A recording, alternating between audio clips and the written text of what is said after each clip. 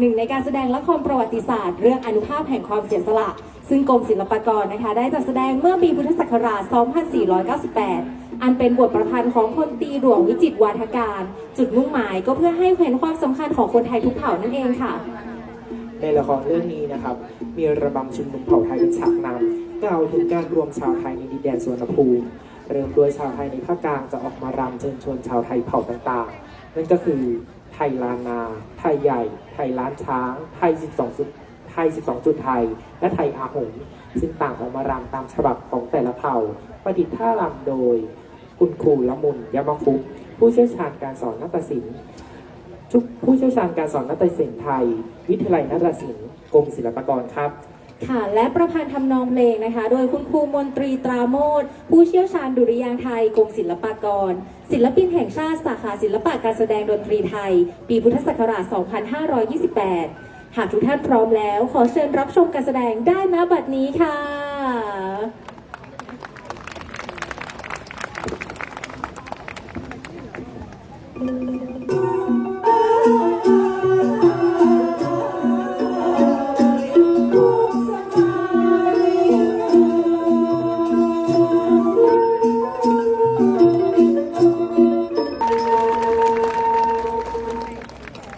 ก็จบลงไปแล้วนะครับสำหรับการแสดงระบำชุมนุมเผ่าไทยนะครับสำหรับการแสดงชุดที่3นะครับคือการแสดงเบิกโรง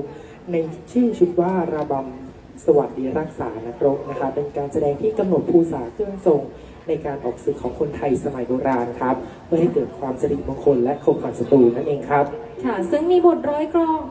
รองนะคะจากคำกรอนของสุนทรโวหารบรมครูกรสุนทรภู่เป็นแต่งถวายเจ้าฟ้าอาภรณ์พระราชโอรสในพระบาทสมเด็จพระพุทธเลิศล่านภาลัยค่ะซึ่งเป็นการกล่าวถึงสีการแต่งกายประจำวันทั้ง7ที่จะออกศึกสงครามนะครับในรูปแบบการแสดงนั้นนะครับก็จะเป็นไปตามบทประพันธ์ที่มีการนำเสนอเครื่องแต่งกายประจำวันนั่นเองครับโดยใช้ทำนองเพลงไทยเดิมถึง4ทำนองด้วยกันนะคะได้แก่ขึ้นพระพลาช้างประสานงาพญาสีเสาและตัวพระธาตุค่ะหากทุกท่านพร้อมที่จะรับชมการแสดงแล้วขอเชิญรับชมได้เลยค่ะ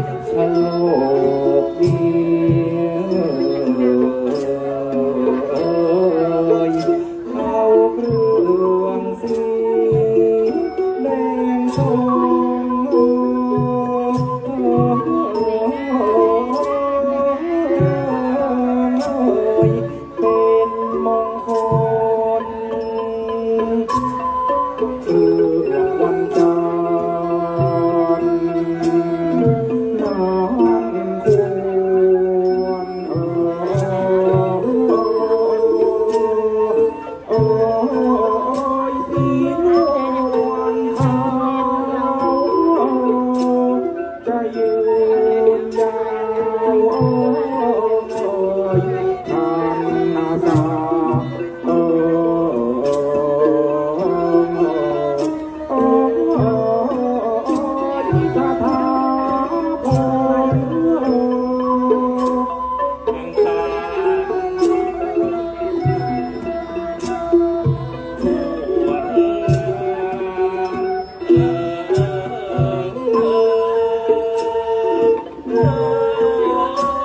สีขาวเป็นคนพัทยา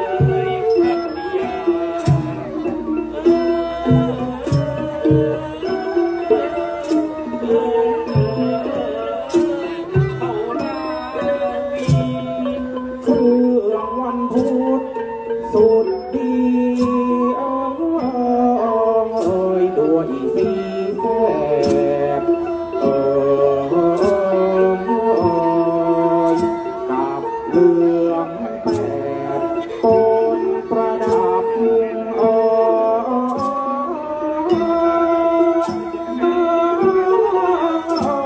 สลับสีจัดเครื่องเขียวเหลืองดีวันศุกร์สีเมฆหมอก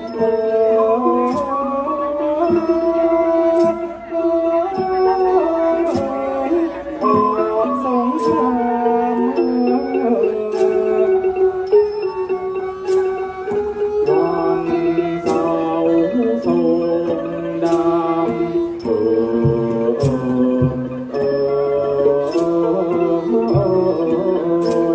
งล้ำเลิ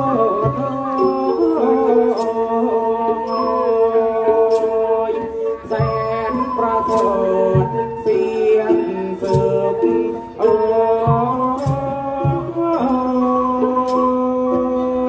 จะนึก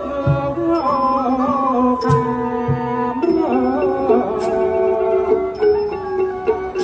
หนึ่งนาทีที่มาเพื่อ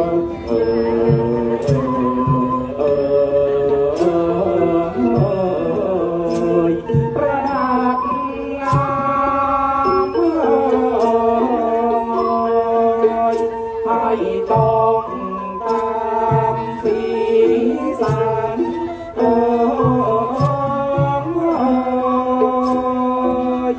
จึงการไป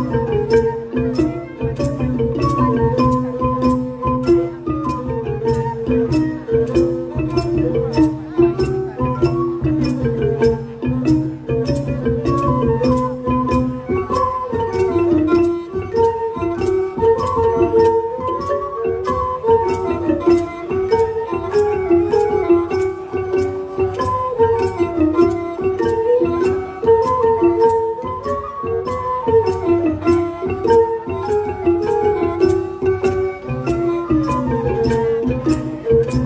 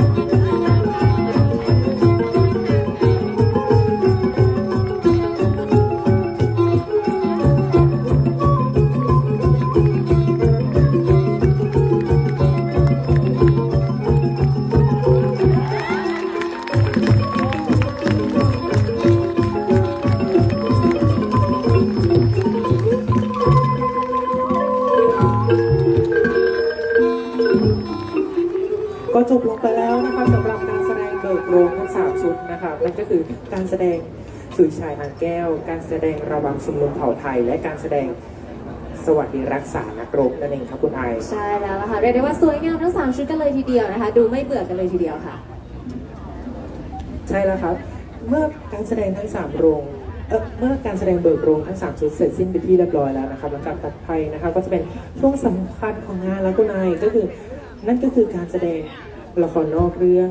สังทองตอนรจนาสิงห์พวงมาลัยและพุทธาลงกระท่อมแต่ก่อนที่เราจะไปชมละครนั้นเรามีอะไรครับคุณไอซ์ ค่ะก็อย่างที่บอกไปนะคะว่าในช่วงต่อไปเนาะจะเป็นช่วงของการแสดงละครนอกนะคะ ซึ่งจะแสดงกันยาวๆเกือบ2ชั่วโมงเลยทีเดียวนะคะ เพราะฉะนั้นค่ะตอนนี้นะคะ ผู้ชมทุกท่านนะคะ อาจจะแบบว่าอุ๊ยดูการแสดง3ชุดไม่กล้าลุกไปไหนเลยเพราะว่าสวยงามมากนะคะ แต่ตอนนี้นะคะเราจะประชาสัมพันธ์นะคะ เดี๋ยวเราจะดูละครกันยาวๆแล้ว ทางงานตะวันรอละครนอกของเราค่ะ ก็มีบูธจำหน่ายอาหารมากมายกันเลยทีเดียวนะคะ ก็ผู้ชมทุกท่านนะคะ ก็สามารถไปเลือกซื้ออาหารมาเพื่อเตรียมไว้สำหรับกินไปด้วยดูละครไปด้วยนะคะ จะได้ไม่หิวแล้วก็จะได้ไม่ขัดจังหวะเนาะเวลาดูละครกันนะคะ ซึ่งร้านค้าของเราก็มามากมายหลายร้านกันเลยทีเดียวค่ะ ไม่ว่าจะเป็นร้านบิงซูนะคะแล้วก็ยังจะมียำนะคะยำมี่บายลุงตู่นะคะ ก็เรียกได้ว่ามีทั้งของคาวของหวานเลยทีของหวานของคาวกันเลยทีเดียวนะคะคุณแล้วก็มีร้านอาร์ตี้ซังซูชินะคะชิ้นละ10 บาทเท่านั้นแล้วก็มีร้านน้ำสมุนไพรต่างๆด้วยเข้ากับงานสุดๆนะคะคุณ ครับนอกจากนี้นะครับก็ยังมีร้านซุกี้โรลเกียวนะครับร้านคุณแม่น้ำส้มคั้นแตงโมปั่นนะครับแล้วก็ร้านซันเดย์ขับนั่นเองครับ ซันเดย์เคบับนะคะ Sunday Kebab ซึ่งเป็น ขอ เค อภัยด้วย บั ครับ บ อยากกินอาหารไทยอาหารต่างชาติมีหมดนะคะคุณแล้วก็จะมีไมโลรสโรงเรียนนะคะ เป็นน้ำดื่มเนาะแล้วก็มีร้าน Dairy Surf ไอศครีมเนาะโอ้โหมีทั้งของข้าวของหวานแล้วมีไอศครีมด้วยนะคะคุณแล้วก็มีร้านน้ำลำไยสดบายมาดามเก๋นะคะโอ้โหอากาศแบบนี้ต้องน้ำลำไยต้องเข้าแล้วนะคะ ใช่แล้วครับ แล้วก็ยังมีเฉาก๊วยบ้านหม่อนนะคะ รวมไปถึงยำมะม่วงด้วยนะคะ มาแบบว่าแซ่บๆกันเลยทีเดียวนะคะ ใครที่หิวก็สามารถเดินเลือกซื้อได้ที่บูธขายอาหารของเราเลยนะคะ เรียกได้ว่าครบทั้งของข้าวและของหวานในเวลาเดียวกันเลยครับคุณไอ ค่ะ ซึ่งละครนอกของเราทั้งสองตอนบอกเลยว่ามันต้องจับตาดูตลอดเวลาคุณคือมันพลาดไม่ได้นะคะ เพราะฉะนั้นตอนนี้คือต้องรีบเดินไปซื้อกันแล้วนะคะ ครับสำหรับการแสดงตะวันรอสำหรับงานตะวันรอละครนอกนะครับก็มีการแสดงละครนอกเรื่องสังทองตอนรจนาเสียงพวงมาลัยและมนทาลงกระท่อมครับคุณไอ ใช่แล้วล่ะค่ะ ซึ่งถ้าใครที่เป็นแฟนคลับของนักแสดงนะคะ อยากจะให้กำลังใจนักแสดงนะคะ ทางชมรมนาฏศิลป์และดนตรีไทยของเราค่ะ ก็มีพวงมาลัยจำหน่ายนะคะ สามารถซื้อได้ในราคาพวงละ 20 บาทเท่านั้นค่ะ นอกจากพวงมาลัยแล้วนะครับก็ยังมีดอกไม้สวยๆนะครับเพียงดอกละ20 บาทเช่นเดียวกันครับ ใช่ค่ะ เป็นดอกกุหลาบแล้วก็มีสูจิบัตรสำหรับงานตะวันรอละครนอกนะคะจะจำหน่ายเพียงชุดละ 99 บาทเท่านั้นค่ะ ใช่ครับซึ่งสูตรจิบัตรนะครับก็จะเป็นการบอกรายละเอียดนะครับ เรื่องย่อของงานแล้วก็ในส่วนของนักแสดงนะครับว่าตัวละครใดนะครับมีใครเป็นนักแสดงบ้างครับและนอกจากนี้นะครับทางบูธของชมรมนาฏศิลป์และดนตรีไทยของเรานะครับ ก็ยังมีชุดสวยๆนะครับให้พวกเราได้เช่าในราคาเท่าไหร่ครับ 50 บาทเท่านั้นค่ะ ใครแบบว่านั่งอยู่ในงานแล้วเอ๊ะทำไมคนนั้นเขาสวยจังเลยนะคะ เพราะว่าเขาอาจจะเช่าชุดมาจากบูธชมรมของเราหรือเปล่าชุดละ 50 บาทเท่านั้นนะคะ สามารถเดินไปเช่าได้เลยบริเวณข้างเวทีนะคะ ซ้ายมือของพิธีกรนั่นเองค่ะ ใช่แล้วครับ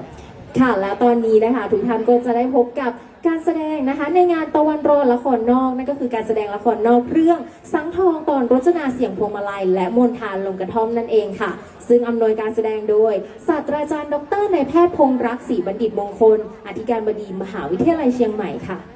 ควบคุมและฝึกซ้อมการแสดงโดยอาจารย์วันธนีม่วงบุญผู้ชำนาญการนาฏศิลป์สำนักการสังคีตกรมศิลปากรครับ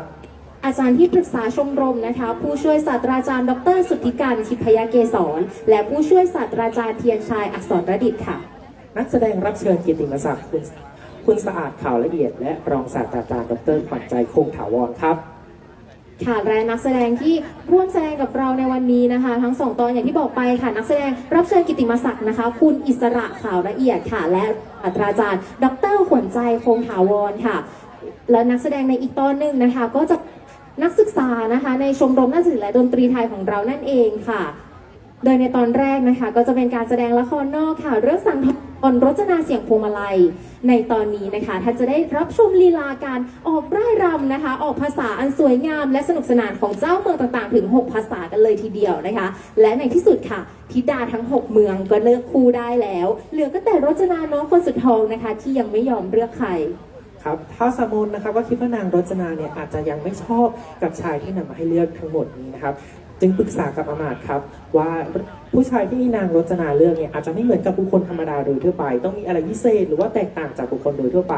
อมาตย์จึงกราบทูลนะครับว่าก็มีเจ้าเงาะป่าบ้าใบ้ครับคุณที่แปลกกว่าคนโดยทั่วไปจึงเชิญท้าวสามนนะครับเสด็จไปชมครับ ค่ะท้าวสามนนะคะเมื่อเสด็จไปชมแล้วนะคะ ก็เห็นความน่าเกลียดน่าชังของเจ้างอก็ถึงกับทนดูไม่ได้นะคะ แต่ในใจก็อยากจะแกล้งประชดนางรจนาค่ะ ก็เลยสั่งให้อำมาตย์พาเจ้างอไปให้รจนาเลือกรจนาเองแม้ไม่อยากจะมีคู่ แต่ก็อยากเห็นว่าเจ้างอป่าบ้าใบ้ตัวประหลาดเนี่ย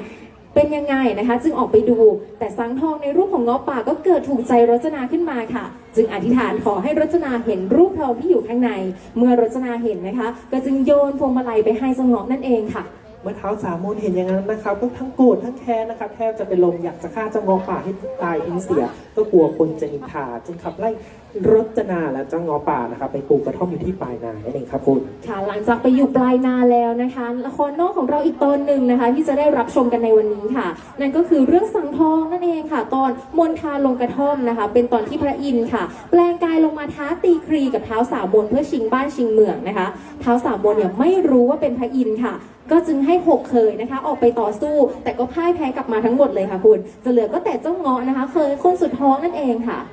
ท้าวสามนนะครับก็เลยให้นางมนทาเมียรักนะครับไปขอความช่วยเหลือจากเจ้าเงาะป่าที่กระท่อมปลายนาครับเจ้าเงาะป่านะครับก็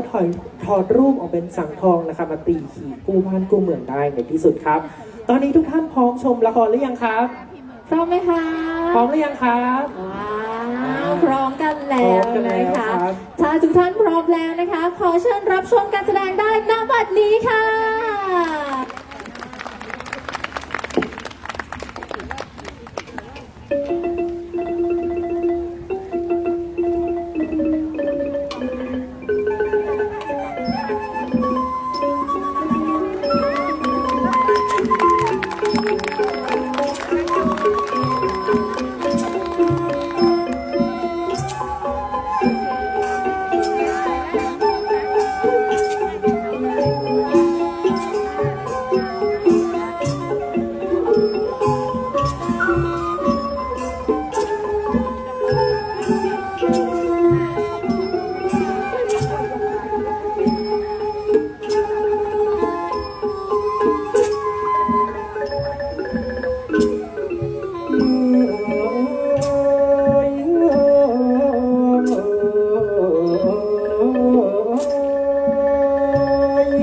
เมื่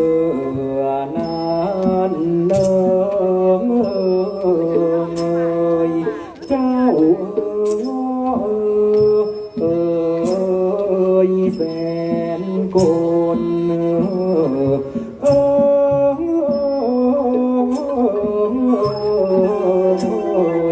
คนขยัน ที่ชมพระธิดาเอ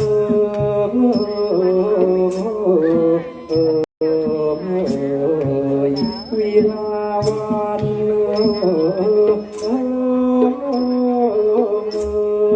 พุทธาสผิวพรรณ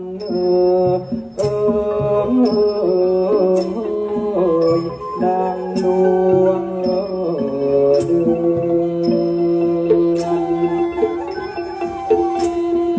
งานละมอมพร้อมสิ้น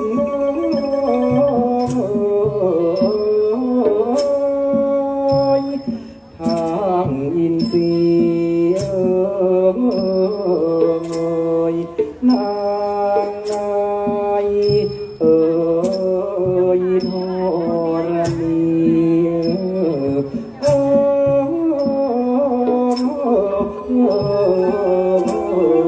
ไม่มีเหมือนแสงธรรมแล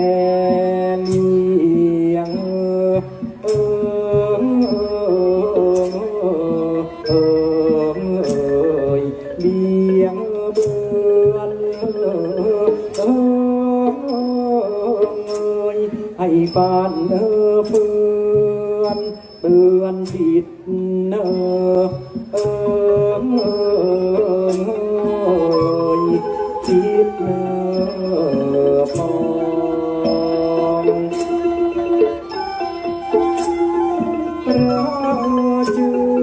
ตั้งสัตย์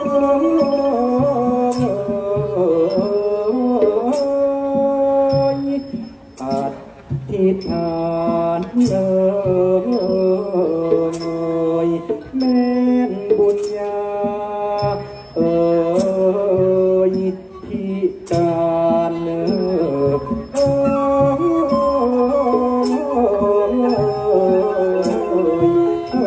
สมทรง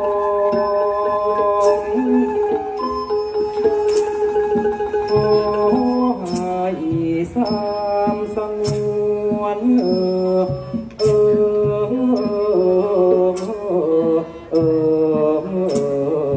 นวลน้องเห็นดูพี่เป็นทอง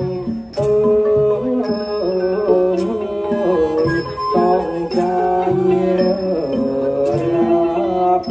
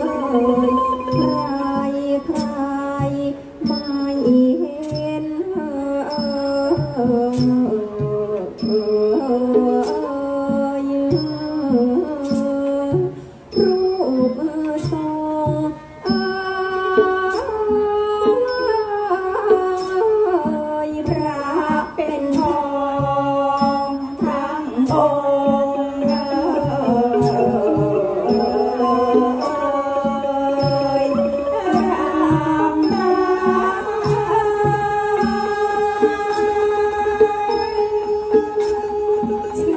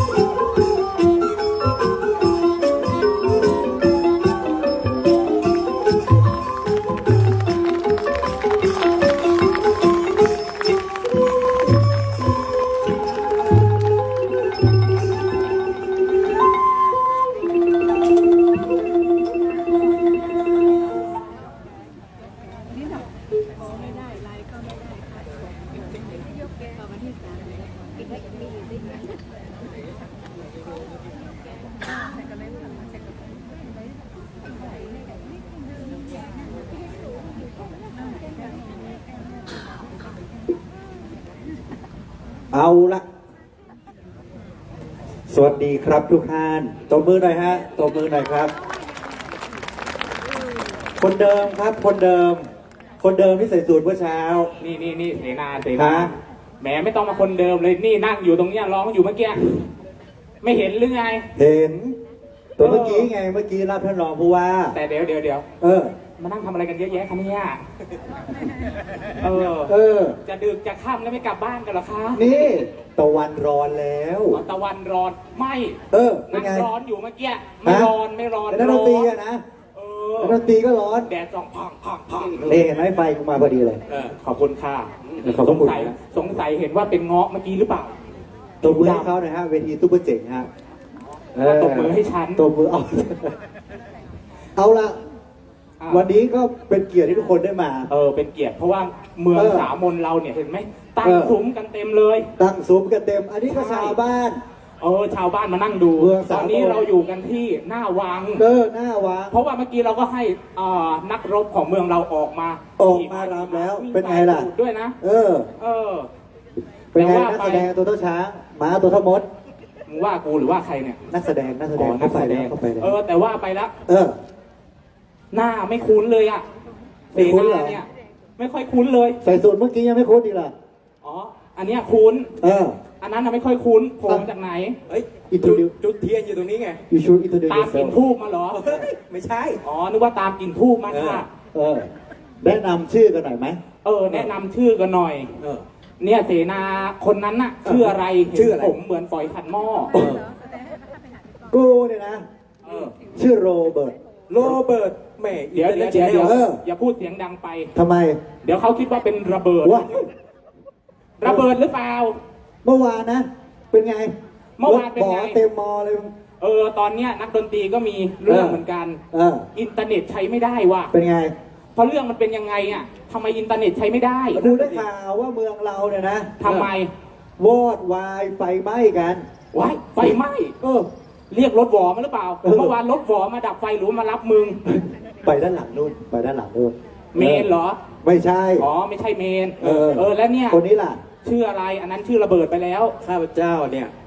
มาจากเมืองจีน มึงข้าพเจ้าเลยเหร เขา อ มาจากเมืองจีนนะคะทุกคน มาจากเมืองจีนนะ มาจาก 12 จุดไทยเมื่อกี้หรือเปล่า ไม่ใช่คนละ ไม่ใช่ เรา 12 จุดไทยนะคะ ข้าพเจ้ามีนามว่า มีนามว่า ชี อ่าฮะ ไอชี คนอะไรวะชื่อชี ชื่อชี ชื่อชี แค่อะไร มี อะ แท้ไหม เฉียง เฉียงเดี๋ยว ทำไมมึงไม่ฉี่ตรงๆล่ะ มึงขี่ตรงๆไม่ได้แล้ว ได้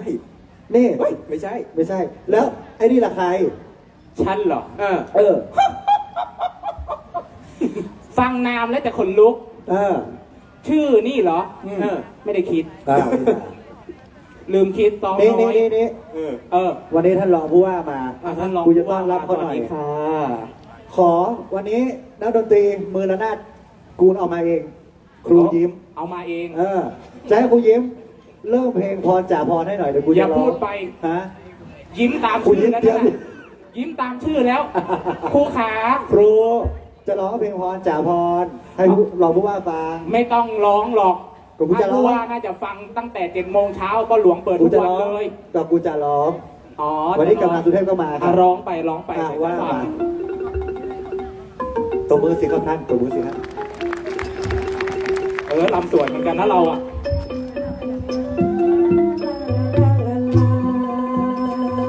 พรจ้าพรคืนนี้ขอนอนบ้านพรด้วยได้ไหม น้องพรซะด้วย พี่นอนพรบ้านไกลคนอาศัยเพียได้ตัดรอ ว้าวสาวหวานคำยามดึกยามขำเป็นสายนำดวงใจยามเดือนลอยเอ็นเหมือนนังเป็นใจให้สาวหนุ่มทอดกันกายร่ายรำสำเลิงเดี๋ยวมึงก็พูด ไปกับกูมันไม่ใช่เพลงพรจาพร อ๋อ แต่ก็ว่าไป เออ ของกินเรามีอะไรบ้างวะไหนลองดูสิกูก็เริ่มหิวแล้ว เออ ข้าวเย็นไม่ได้กินเลย เอาจริงไหมทุกท่านนักแสดง3 คนยังไม่ได้กินข้าว ยังไม่ได้กินข้าวเย็นเลยค่ะน่าสงสารมากเลย ครับ อันไหนลองแลดูสิเผื่อท่านผู้ชมสนใจ ที่แลกูนะกูเห็นชัดอยู่คนเดียว อะไร เจะป้าสุรีกูเอง โอ้ยคนงามนะคะ สิทธิ์เก่าชมรมเพชรจ้าเจ้าสุรีเนี่ย วันนี้แต่งตัวสวยงามมาก ดี เออ เออ เป็นไงล่ะเจ้านี่ผ้าบันคอนี่สีนี่เลยนะ สวยงาม ตลอด ชมดชนช้อย จะไปแซวเปิ้ล เออไม่แซวเปิ้ล เออ วันนี้รณรงค์ทุกคนนะฮะ อ่าฮะ แต่งชุดไทยบูธเราอยู่ทา ใช่ งโน้น นะคะ นะ ไป ฮะ ตรงนู้นได้เลยนะคะ มีหัวโล้นยืนแสลง ครับ แต่แต่ ไอ้หัวโล้น สบายอยู่ อยู่ตรงนั้ นะคะ นนะ นั่นน่ะ ค่าเช่าเท่าไหร่ฮะ ฮะ ค่าเช่า ก็ย่อมเยาวต่างกันไปไปหาพี่ผู้หญิงหัวโล้นคนนั้นเลย ค่า นะ เช่าเท่าไหร่คะ ที่ยืน ตะ ผู้ โก หญิ น ง หน่อยค่ะตะโกนอยู่ตรงนั้นน่ะ เอาสบายทองพาดอยู่ เท่าไหร่นะ 50 บาท 50 อุ้ย เออ ดีมาก 50ก็ไม่แพง ก็ไม่แพง เออ ตอนนี้เราก็ดูสิ เออ มีไมโลโรงเรียนด้วย อ่าฮะ ตาย เว ละ ลาฉันกินนะ เออ ได้นิดเดียวเองเศร้าใจ แต่ร้านนี้ได้เยอะ เออ อ่า ร้านนี้เยอะ เหมือนกัน หรือวันนี้กุลสตรีท่านใดยังโสด อ่าฮะ คนส่องไฟฟอลโล่อย่างเราก็ยังโสดเช่นกัน ว้าว อ่า ไม่ได้แค่กุลสตรีนะ เออ แต่นี่จะยัดเยียดให้ ท่านผู้ชายคนไหนนะคะ ที่สนใจ ผู้ชายข้างบนนะคะ ก็ไปได้ ตอนนี้ข้างหลังเวทีเล็งกันไว้หมดแล้ว ว้าว นะคะ เอ เอ อ อ แต่ก็ว่าไป เป็นไง เมื่อกี้เราเจอหม่อมแม่รจนา บอ แล้ กแม่ วทำไมถึงไปเสี่ยงให้พ่อง้ออ่ะ นี่ อ๋อก็ตัวดำปิดปีกูไม่เคยเห็น มึงรู้ไหม ทำไม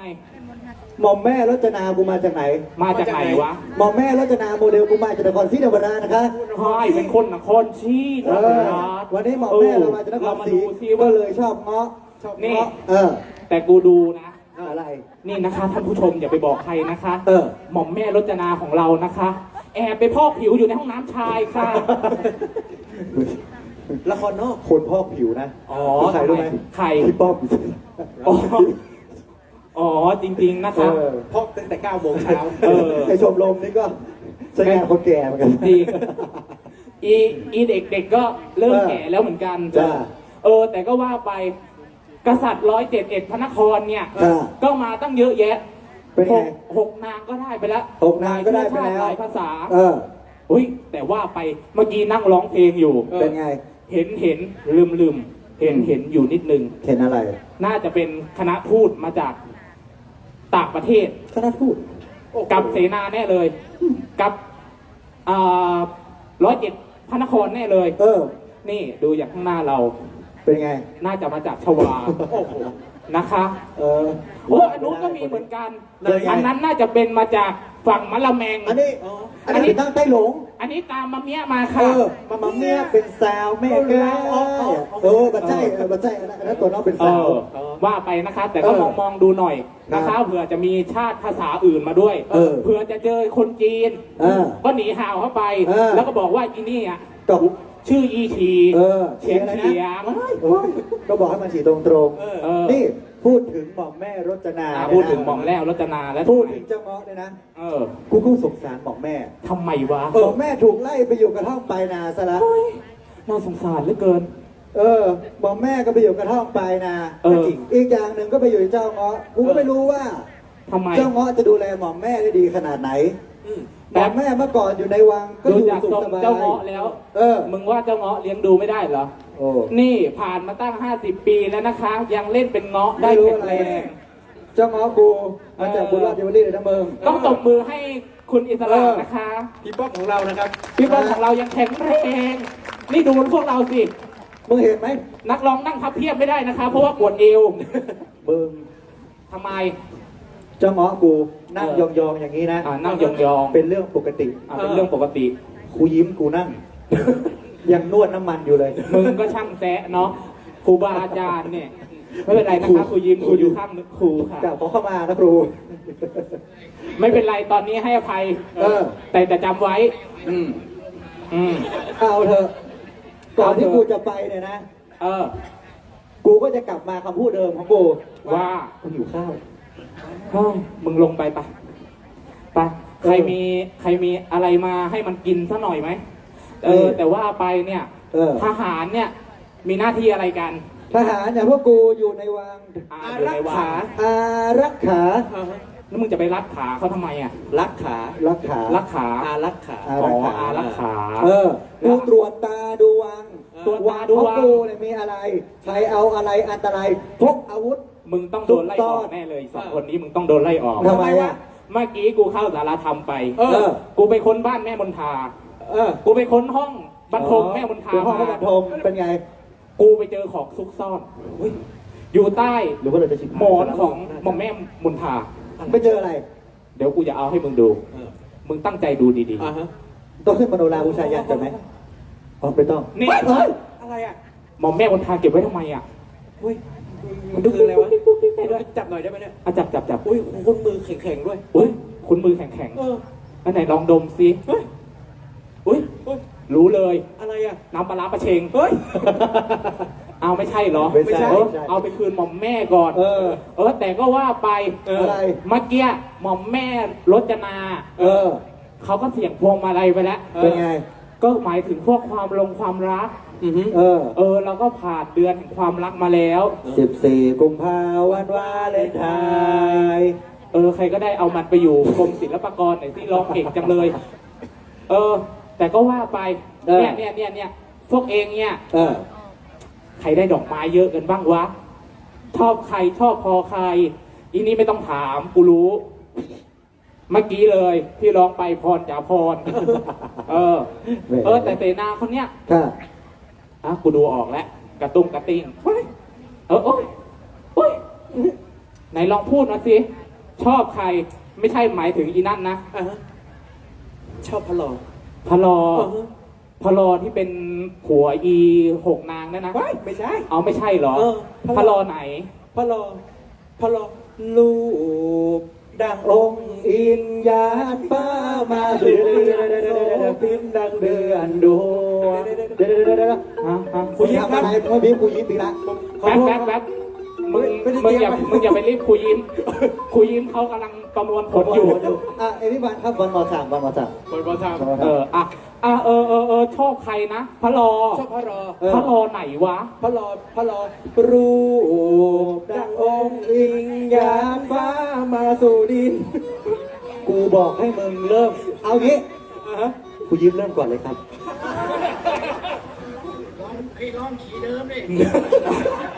เฮ้ย งั้นมึงต้องขึ้นแล้วล่ะ นี่ กูบอกแล้วมึงทำอะไรไม่เตรียมให้ดนตรี กูซ้อมร้องเพลงตั้งนานกูแค่หลงทีเดียวคุยยิ้มก็คล้องกระบาลกูแล้ว ให้คุยยิ้มเริ่ม ให้คุยยิ้มเริ่ม คุยยิ้มขาเริ่มค่ะ เออ คีย์นี้นะมึงเขาบอกคีย์นี้ ไม่ได้แต่คุยยิ้มตีตายห่าลาลาลาลาลาลารูป เอาว่ารูปเป็นไง ตบมือสิท่านผู้ชม ยานฟ้า สู่ดินสูงเป็นมองเดือนดู เนื้อแผ่นดินแดนสวงเนื้อพวงดวงได้ ลาลาลาลาลาลาลาลาลาลาลงสว่างย่อมเป็นทาสรับบำเรออาผู้ล่อเท้าทรงสถิตณสวงใน แป๊บเพลงเขา เพลง เพลงเขา ของกู กูว่ากูยิ้มติดลมกูยิ้มติดลม เอางี้กูว่าเดี๋ยวไม่ทันการมึงรู้ไหมเกิดอะไรขึ้น เกิดอะไรขึ้น พ่อท้าสามนบอกให้กูเข้าวังด่วน ฮะมึงว่าไปเท้า กูได้ สม ข่าวว่า ว่า องค์อิน องค์อินไหน อินทรวิเชียรฉันหรือเปล่า ไม่ใช่ องค์อิน อินอะไร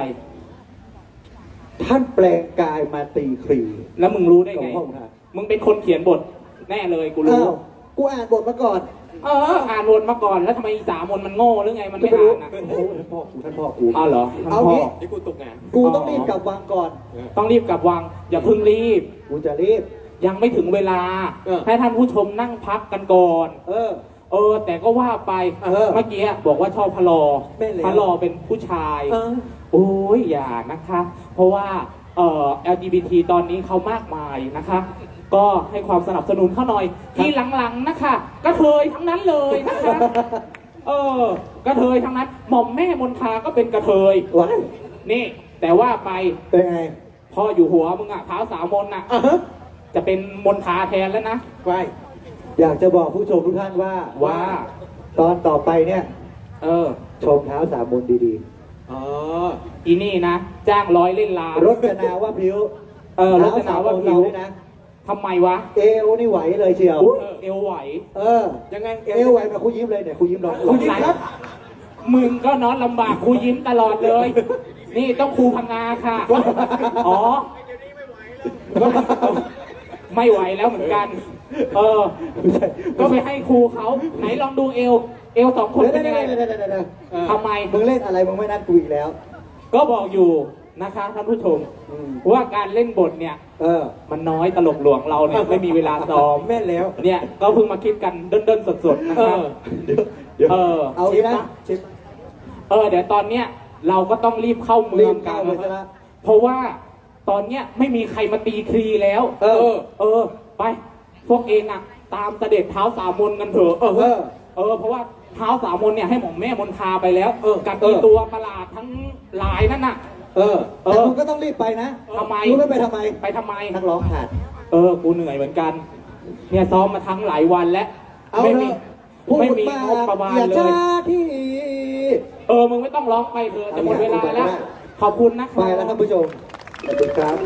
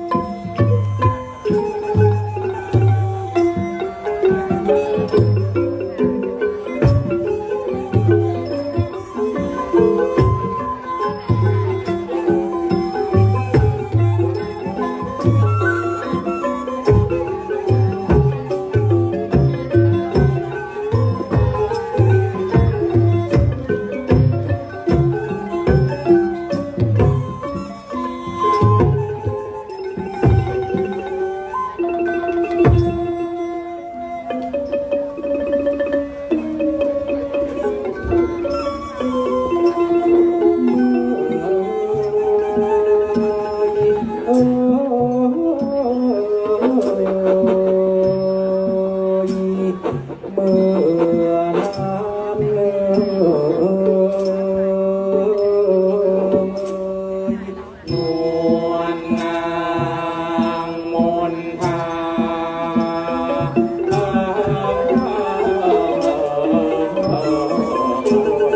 มาเฮ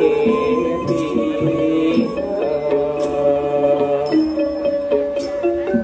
ร้องภูมิพระกำลัง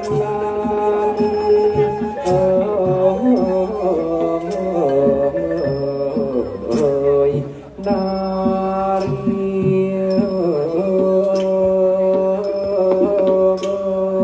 จรลีมายัง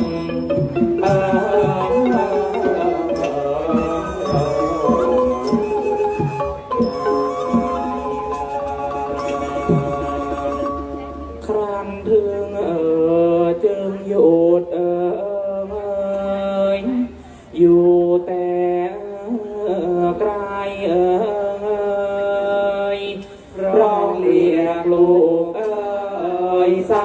ใดเอ่ยเสน่ห์เอ่ยเหตุไรเอ่ยไม่ แม่รจนา ขาดประมา อยู่บ้าน ณ หรือเปล่าลูกออกมารับแม่หน่อยสิลูก ทำไมมันไม่มีใครอยู่บ้านเลยวะ นี่ก็มาอย่ามันก็เย็นค่ำแล้วนี่หว่าอุ๊ยนี่กูมากับใครวะเนี่ยเดี๋ยวนี่เชียงใหม่มันร้อนว่ะพวกเองหน้าพวกมึงก็ไม่วอเตอร์พรูฟเหงื่อเลย นี่ แนะนำตัวกันก่อนสิวะ อ่ะ อีเล็กๆชื่ออะไรบอกเข้าไปสิวะ หม่อมฉันชื่อเปิ้ลเพคะ ว้ายชื่อเปิ้ล เพคะ ชื่อจริงล่ะชื่ออะไร ไอรินเพคะ อีเล็กๆ นี่ครูได้ข่าวมาว่าเพิ่งออกซิงเกิลใหม่ใช่ไหมคะ ร้องไหนเพลงอะไรวะร้องให้กูฟังสิวะ ร้องไม่ได้เดี๋ยวติดลิขสิทธิ์หม่อม โอ้ยติดลิขสิทธิ์นี่ชมรมจ่ายไม่ไหวหรอกเอ้านี่อ่ะมึงผ่านไปไอเองล่ะชื่ออะไร เพคะหม่อมฉันชื่อนกกระจิบเพคะ ว้ายตัวเท่านี้นะเรียกนกกระจีบ เพคะ หน้าเหมือนลูกนกดีกูชอบอ่ะเองล่ะ อีนี่มันดูหน่วยก้านดี ชื่ออะไรวะ นกกระจาบเพคะ ว้ายมันมาเป็นแก๊งว่ะอุ้ยต้มตุ๋นนกกระจาบอ่ะเองล่ะชื่ออะไรคุณผมยาวสวย สันซิวอ่ะชื่ออะไรล่ะลูกว่าไป ฟังดีๆนะเพคะ ห ม่อมฉันชื่อนกกระจอกจ๊อกจ๊อกเพคะ นกกระจอกเหรอ นกกระจอกจ๊อกจ๊อกเพคะ